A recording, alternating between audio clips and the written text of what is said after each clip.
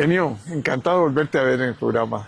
Pues muchas gracias por la invitación, Jorge. Siempre Sí, sos bienvenido. muchas gracias y un gusto Un siempre gran, discutir con un gran vos. referente en el sector cooperativo. Una persona que ha tenido gran experiencia y además conocimiento y además estudiaste mucho el modelo cooperativo, ¿verdad? Que tiene, que mucha gente no entiende, ¿verdad? Mucha gente dice, pero es que no pagan impuestos, que cuesta mucho en la administración, porque sí, sí, yo creo que hay que hacer reformas, ¿verdad? Pero eso lo hablamos. Primero hablamos un poco de la historia, que nace el cooperativismo a nivel mundial y a nivel, pues Costa Rica tiene no sé cuántas cooperativas. Ay, yo conozco las grandes nada más, pero yo sé que Hay la población de cientos. cooperativas es grande, la organización es muy interesante. Bueno, Pues quizás la primer cooperativa que nace con ese nombre fue en un pueblito en Inglaterra, en Rochdale, media revolución industrial, estamos hablando 1840, pucha, cuando las jornadas de trabajo ahí sí eran eran fuertísimas y los 18 salarios horas, no eran. los salarios eran de hambre, las condiciones, bueno, las novelas que los describen, aparte de los textos más académicos, describen una situación de práctica barbarie, ¿verdad? Después ya vienen las encíclicas papales, en fin, una serie de reformas. Pero en ese entorno de explotación del trabajador, digámosle el nombre que corresponde, a un grupo de personas de Rochdale se les ocurre diseñar un modelo empresarial distinto, con principios distintos. Primero, que fuese democrático.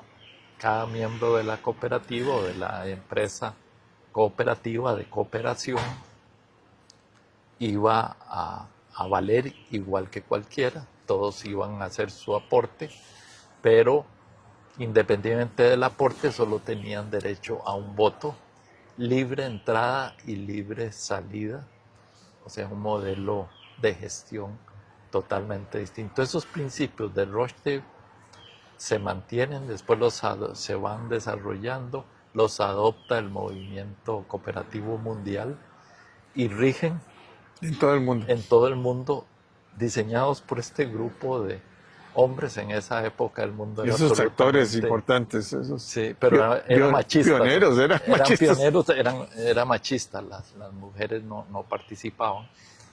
Pero esos principios se mantienen válidos. Ha habido autores que dicen, bueno, en realidad las culturas autóctonas de África y de las Américas también tenían modelos cooperativos comunitarios, lo cual es cierto.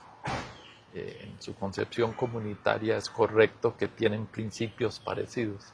Pero la cooperativa moderna, como la entendemos hoy, surge en Rochdale, 1842, creo que es el punto de salida de esa primer cooperativa que se vuelve modelo mundial y es parte de lo que tenemos el día de hoy.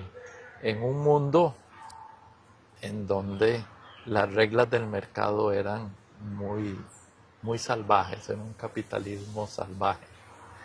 Y aquí tal vez es interesante cómo la humanidad evoluciona de esa forma de organización de la producción despiadada hacia formas más solidarias, y hay un cambio. Y yo lo ubico con la recesión de 1930, la Gran Depresión, y luego la Segunda Guerra Mundial. La Gran Depresión, pues, generó una crítica al modelo de política económica de que el mercado tenía que autorregularse y dejar que las crisis económicas siguieran su curso y el mercado las iba a corregir. Ahí surge pues el keynesianismo con John Maynard Keynes, que dice no, cuando hay una situación de desempleo el Estado debe intervenir, aumentar el gasto y generar Más, más demanda y más Más producción. jugar un papel Estabilizador. contracíclico. Contracíclico.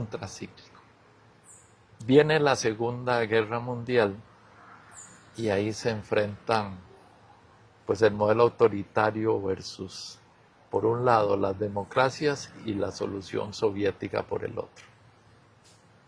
Pierde el modelo fascista y empieza la Guerra Fría. Pero de la Segunda Guerra Mundial, en donde las personas descubrieron la solidaridad, y lo dice Churchill, que es del partido Tory, digamos, más conservador de Inglaterra, descubrieron la solidaridad para poder sobreponerse a la barbarie de la guerra. La gente tenía que compartir comida, tenían que ayudarse a apagar incendios en los bombardeos de Londres. Descubrieron la solidaridad. Y Churchill dice, la Segunda Guerra Mundial nos enseñó la solidaridad. Y yo diría, y la depresión de los 30 enseñó el keynesianismo. Y entramos en una época donde en medio de la Guerra Fría estaba el modelo soviético autoritario, pero estaba el modelo democrático de Occidente, en donde se establecen las políticas económicas contracíclicas, se fortalecen los sindicatos y empieza esa gran expansión de la posguerra, en un modelo en donde, si se ve la distribución del ingreso, los trabajadores poco a poco van teniendo una mayor participación del ingreso nacional a raíz de la legislación laboral, el fortalecimiento de los sindicatos, en medio de una transformación tecnológica, la segunda revolución industrial, la de Ford, la de la automatización de los procesos. Y así tenemos pues la gran expansión de la posguerra, en donde no se cuestionaba el Estado benefactor, sino que por el contrario se fue estableciendo, estoy hablando en los países ricos. Como dato interesante, Costa Rica es uno de los países que, no perteneciendo al norte global desarrollado, pues desarrolla muchas de estas características del Estado benefactor.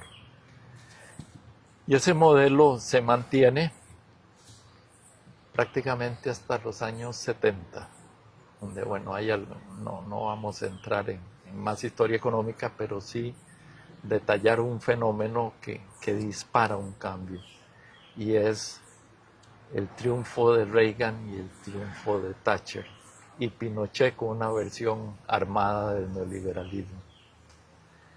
Y empiezan a criticar ese modelo del Estado benefactor y a cambiar el modelo de política económica hacia uno en donde apareció la teoría del derrame o del spillover, que si se le quitaban los impuestos a los ricos iban a invertir más, iba a haber mayor dinamismo económico. Esa creencia, porque no le podemos decir teoría, no tenía ninguna evidencia empírica ni teórica, digamos, de respeto en el mundo académico de los economistas, pero empieza a desarrollarse y a implementarse. Entonces, sistemáticamente viene un proceso de desgravación que genera, y aquí viene una nueva revolución tecnológica, que empieza también a debilitar a los sindicatos, más un esfuerzo deliberado de debilitamiento, un proceso de concentración del ingreso, que es lo que estamos viviendo el día de hoy. En la última edición del Congreso Mundial de Desigualdad que hace el francés Piketty en París, decía Piketty que Francia tenía los niveles de distribución del ingreso similares a los que tuvo antes de la Revolución Francesa. ¿Que para qué hubo ese derrame de sangre? Que vino la guillotina y todo esto. Y entonces eso nos explica el descontento mundial con un sistema que concentró el ingreso.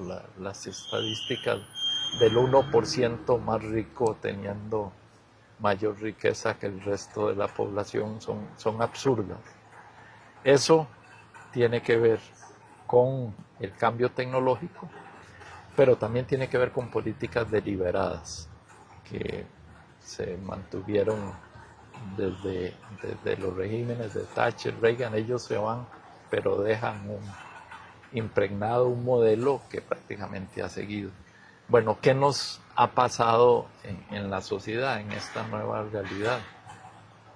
Que el valor de la solidaridad se debilitó y la responsabilidad colectiva que se expresaba a través del Estado benefactor también se fracturó. A la par de, y hay que ser claro en esto, a las fallas del mercado surgió el intervencionismo keynesiano y el Estado benefactor, pero empiezan a documentarse fallas del Estado. O sea, la intervención del Estado se burocratiza, se generan sindicatos que pueden velar más por sus intereses que por un interés colectivo, y empieza a haber una crítica válida al Estado benefactor. Falta de productividad, sobre todo. Productividad, en fin, una serie de temas, y entonces la receta neoliberal es: desmantelemos ese Estado. No plantearse, existe una necesidad, ¿cuál es el papel del Estado? Repensemos las formas de intervención, hagamos eficiencia tanto en el sector público como en el sector privado. Y ese es un poco el mundo en el que estamos. Yo estudié, gracias a una beca a la Universidad de Costa Rica, mis posgrados en Inglaterra. La Inglaterra que yo conocí fue antes de la llegada de la señora Thatcher. Era una Inglaterra donde los sindicatos tenían un gran poder, al punto de que le entorpecían mucho a gobiernos laboristas hacer su función. Ellos mismos como que llevaron el modelo a un extremo. Se plantea la señora Thatcher con su mano de hierro, un argumento antisindical, antiimpuestos, anti-Estado benefactor, y cala. Y se le enfrenta a los sindicatos, pero de fuerte, ¿verdad? Los quiebra. Los quiebra. Los quiebra. Sobre todo lo que era acero y carbón y todo ese tipo de los sectores sindicatos estratégicos. Y el Estado era un Estado empresario. Ferrocarriles, todo. Minas, todo, lo privatiza todo. Entonces se desmantela, y uno en política económica, en economía política lo ve muy simple. Pero ¿qué pasa con la Inglaterra de hoy? Yo voy, y esa Inglaterra que yo conocí culturalmente no existe. No existe. Voy porque tengo nietos en el Reino Unido, así es que... Yo tengo 2 nietos en Inglaterra. Ajá. Sí, en London School están. Una hija es profesora en Londres, en King's College. Entonces yo mantengo contacto con Inglaterra. No quedan trazos de aquella solidaridad. Uno veía en los barrios organizaciones comunales, mercados de bienes, en fin. Pero ¿en dónde queda la solidaridad? ¿En qué países? Bueno, Inglaterra, porque lo puedo... Sí, porque lo estás viviendo ahí. Vivencia. Pero el punto es que cuando llegué a Inglaterra, yo conocí a Estados Unidos, había vivido en Estados Unidos.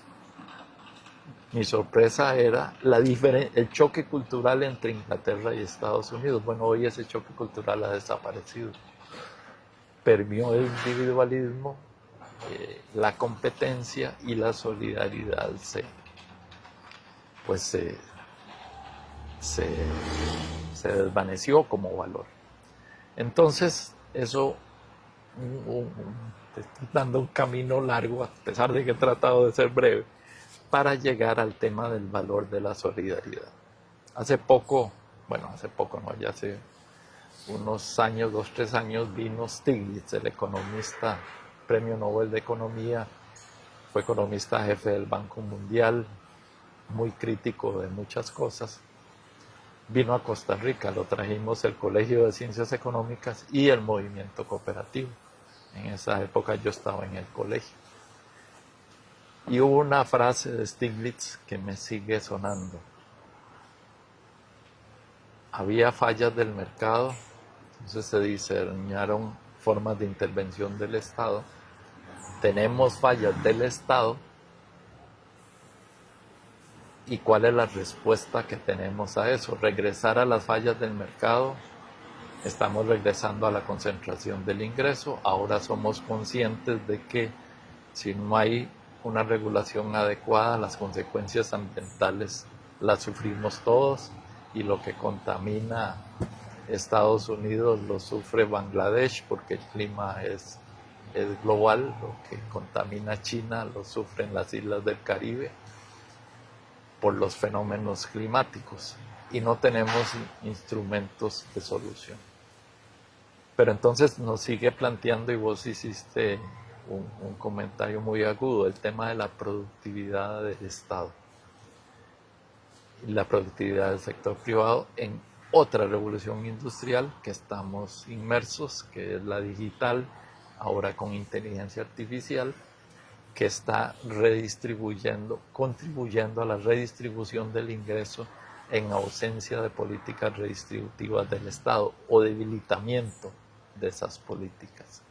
Entonces tenemos un fenómeno agudo de concentración, un fenómeno ambiental de falta de conciencia, y entonces, ante las fallas del mercado y las fallas del Estado, Stiglitz dice, aquí tenemos un modelo que soluciona esos problemas.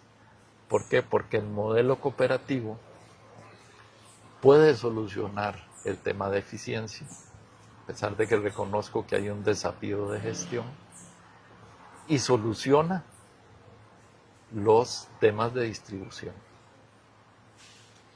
Las ganancias de la Dos Pinos, o los excedentes, para decir que tenemos entre 1.500 productores. ¿Cuántos? 1.500 son. No es unas poquitas, son 1.500 productores, que cuando se reúnen, cada uno es un voto. Aunque entreguen cualquier cantidad de leche, no importa. Eso no importa, el voto sigue siendo uno. La Dos Pinos es un modelo que ha sabido pasar de chiquito, mediano a grande, incluso una transnacional, manteniendo el modelo, o sea que sí es posible. Y resuelve entonces el tema de eficiencia, porque la gran parte de la transformación de los pequeñitos a tecnologías modernas es gracias a la Dos Pinos, que les da la tecnología, les da alimentos, les da el paquete tecnológico, incluso formas. Y los acompaña en lo más importante, que es la comercialización de su producto, y la calidad, y eso que es la estandarización de muchas cosas, ¿no? Exacto, y sabemos que la comercialización es un desafío para cualquier pequeño o mediano. Sí, sobre todo leche. Leche, porque tiene una logística enorme. Una logística de frío, tanto en recolección como en entrega, que lo ha resuelto el modelo cooperativo, o sea que sí es posible. Y la cooperativa distribuye, creo que son 500 millones de colones diarios a productores de leche. Eso es lo que inyecta la economía por día. Es de una gran... Y está en distintos países y está sujeta a competencia también, ¿verdad? Así es. Ahora creo que la Borden está, no sé cuál otra.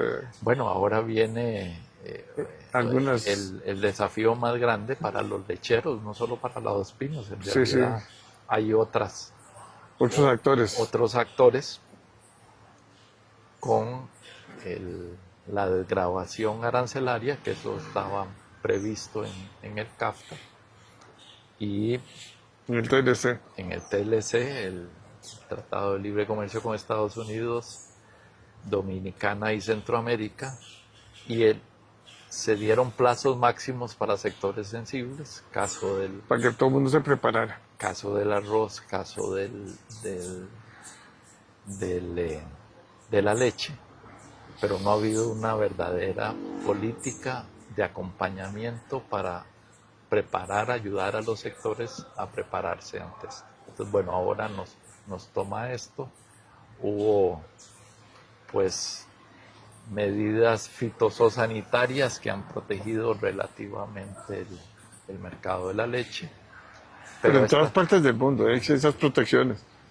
Es uno de los mercados más protegidos y subsidiados Y del subsidiados. mundo. Yo me acuerdo Entonces, sí, de muchos productores del mundo donde los lecheros, donde los ganaderos, donde el sector agrícola en general y agropecuario tiene subsidios del Estado, porque si no, no subsidios, son compensar distorsiones que tienen los mercados, ¿no? leí hace un tiempo ya que cada vaquita suiza recibe un subsidio anual por distintos mecanismos, como estás diciendo, equivalente a $20,000 anuales. Hay que ser vaquita ya entonces. Pero los suizos la quieren mantener, es parte del paisaje, es parte de la imagen, quieren mantener un sector. A mí me de impresionó lecheros. mucho en un viaje que fui a Japón, ver a los agricultores, o sea, que eran empresarios, y cómo apoyaba el gobierno a ese grupo agrícola tan importante, ¿verdad? Pero es impresionante. Japón, bueno, y China ahora está haciendo también grandes transformaciones en el sector agrícola, en todos los campos, ¿verdad? China es una revolución completa. Sí. Un gobierno con un mercado liberado totalmente y un gobierno autoritario, pongámosle así, con visión de largo plazo, que es muy interesante, ¿verdad? Sí. O sea, el modelo chino es un modelo que es y muy solidario, ¿verdad? Sí. Pero también, hablando con una chinita, me dice, Jorge, usted no se imagina lo que es la competencia en China, en el campo educativo. Estábamos hablando del campo educativo. Mire, para sacar yo bachillerato, digamos, yo sé más matemáticas que un profesor de la Universidad de Costa Rica de matemáticas. O sea, es impresionante la calidad de la educación y la competencia, porque la competencia siempre es válida. En 1.400 millones, imagínate la competencia. Si querés vos esto, tenés que... Pero bueno, el modelo chino da mucho para hablar. Y creo que analizaron muy de cerca el colapso de la Unión Soviética. Claro. Y se plantearon la ineficiencia. No, y fueron diciendo, no, las metas nuestras son estas y estas y estas. Pero aprendieron la lección de no concentrar en... de liberar mercado, pero que eso no significara una liberación política. No. Y entonces siguieron un modelo de transición distinto. Rusia pasó de la economía estatista, stalinista, a una economía de oligarcas. No pasó a un capitalismo moderno de competencia. Y de pequeños empresarios. Los chinos sí han metido un mercado de competencia. Y por razones políticas, a los nacientes oligarcas, el Partido Comunista los persigue, les hace la vida difícil porque no quiere competencia de poder. Se han separado muy bien. Cuando el poder económico empieza a tener influencia, ¡pum!, los cortan. Entonces, bueno, ese es un modelo para estudiar. Cuando yo estudié desarrollo económico en los 70s, China era un país pobre. No se me olvida, la provincia de Hunan tenía hambrunas. Bueno, India también, pero Hunan había hambrunas. Ese era el nivel de pobreza de las zonas rurales más remotas. Yo creo que aquí... yo lo que estaba hablando con una chinita era el sistema educativo. Sí. Me dice, Jorge, nosotros no necesitamos ir a una universidad como Harvard. Nosotros tenemos varias Harvard ya en China, porque mandamos hace muchos años a estudiar a los mejores para que vinieran a montar aquí toda la educación y hacer de verdad un país modelo en la parte educativa, competitivo. Bueno, pero ese es otro capítulo. sigamos con las cooperativas. Sí, Pero, pero es que lo interesante es de verdad cómo estos modelos van cambiando y van revolucionando el mundo. O sea, las cooperativas, no, yo soy partidario de las cooperativas y creo mucho en los principios, pero también creo que hay que hacer unas transformaciones para que tengan más posibilidades, digamos, de que la administración sea más, esté más liberada un poco en algunas cosas, ¿verdad? Son temas donde Y eso me lo has requieren- pasado vos en tus charlas, ¿verdad? No, no creas que yo, porque nunca he estado en una cooperativa, pero hay varios desafíos del cooperativismo, y hay que hacerlo. que Y es eso es un gran reto, ¿ah? hacer de personas con poca o ninguna experiencia empresarial empresarios, sin que pierdan los valores de solidaridad y principios que les dan origen. Y uno los encuentra. Pero esos líderes cooperativos hay que formarlos.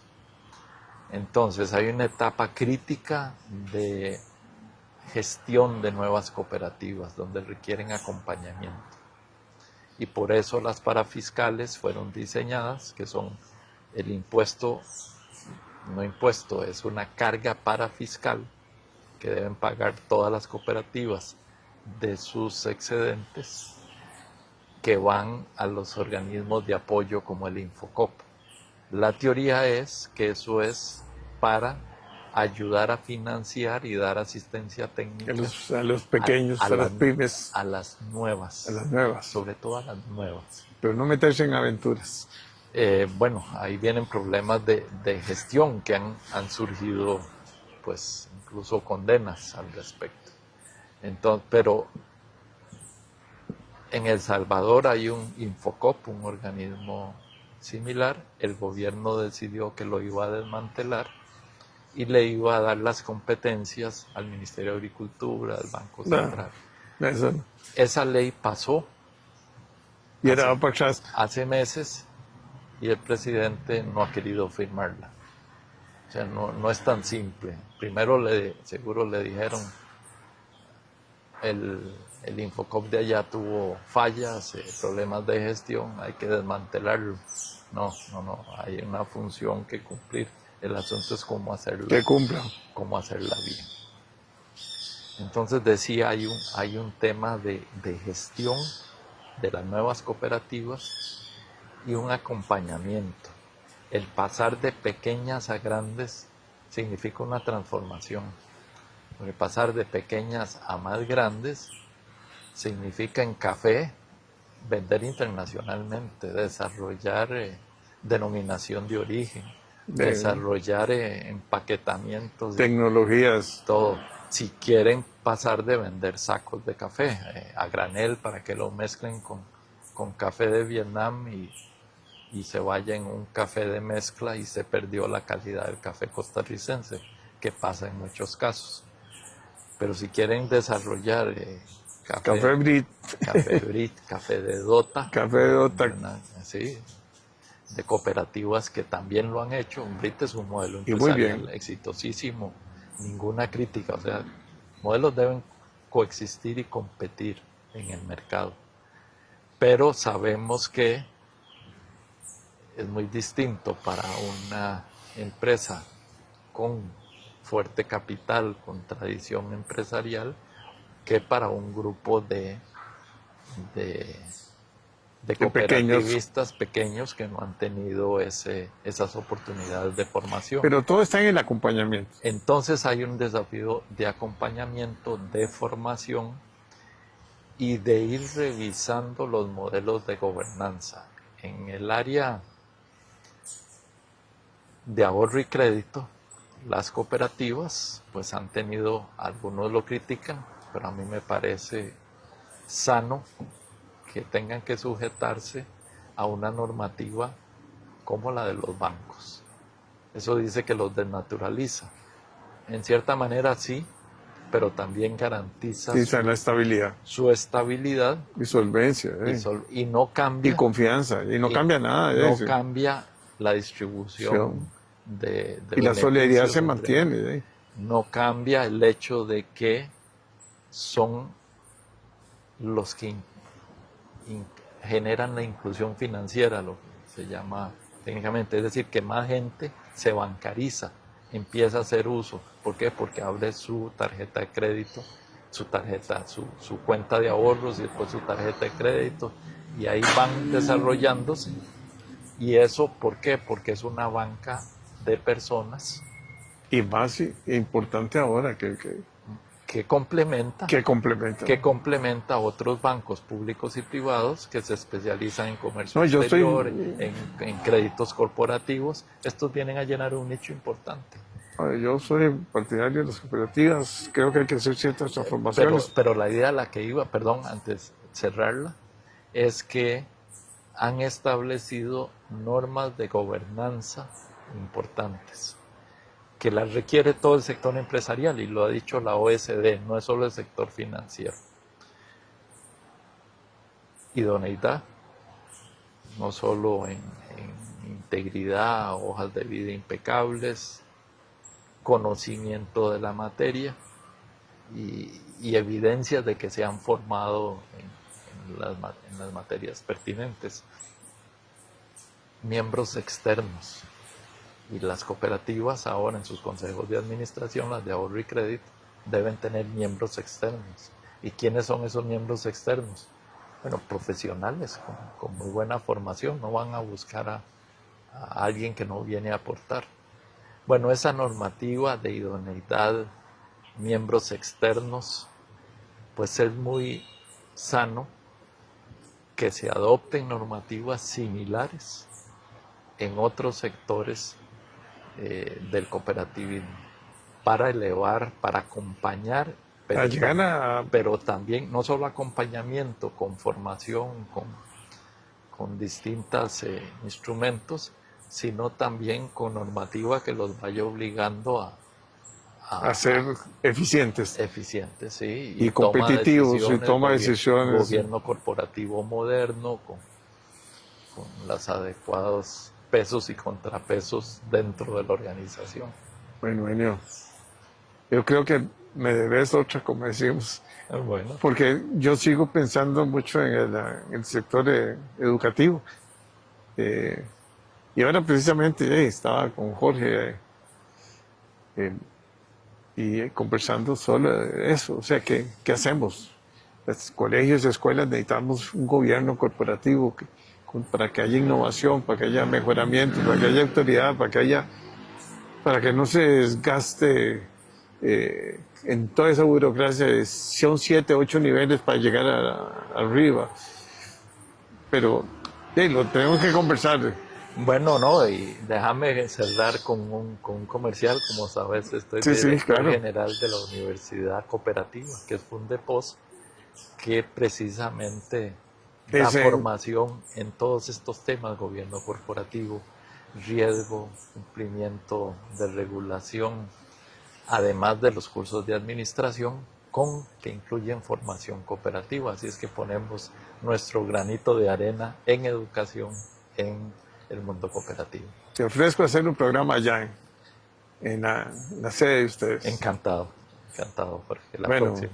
Encantado de verte.